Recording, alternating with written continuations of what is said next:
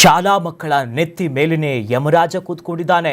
ಸ್ವಲ್ಪ ಯಾಮಾರಿದ್ರು ಮಕ್ಕಳ ಜೀವಕ್ಕೆ ಕುತ್ತಿತ್ತು. ಶಾಲಾ ಪಕ್ಕದಲ್ಲೇ ಇದೆ ಪ್ರಾಣ ಹಿಂಡುವಂತ ಒಂದು ಟಿಸಿ.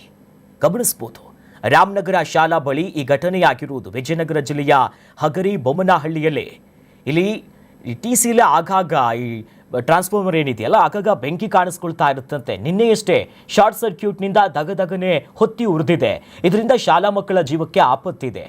ಇದನ್ನ ಬದಲಾಯಿಸುವಂತೆ ಮನವಿ ಕೂಡ ಮಾಡಿದ್ರು ಕೂಡ ಡೋಂಟ್ ಕೇರ್ ಅಂತಿದ್ದಾರೆ ವಿದ್ಯುತ್ ಸಂಬಂಧಪಟ್ಟಂತ ಅಧಿಕಾರಿಗಳು. ಇದೀಗ ಕೆಇಬಿ ಅಧಿಕಾರಿಗಳ ವಿರುದ್ಧ ಆ ಭಾಗದ ಜನರು ಆಕ್ರೋಶವನ್ನ ಹೊರಗಾಗ್ತಿದ್ದಾರೆ.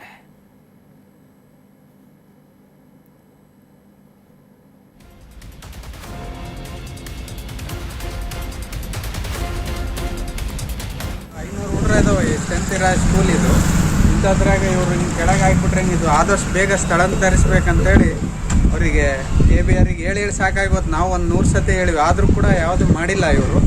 ದಯವಿಟ್ಟು ಇದು ಜನಪ್ರತಿನಿಧಿಗಳು ಈ ಕಡೆ ಸ್ವಲ್ಪ ಗಮನ ಹರಿಸಿ ಇದು ಬೇರೆ ಕಡೆ ಶಿಫ್ಟ್ ಮಾಡಿಸ್ಬೇಕಂತ ಕೇಳ್ಕೊಳಕತ್ತೀವಿ ನಾವು ಎಲ್ಲ ಪಾಲಕರ ಪರವಾಗಿ.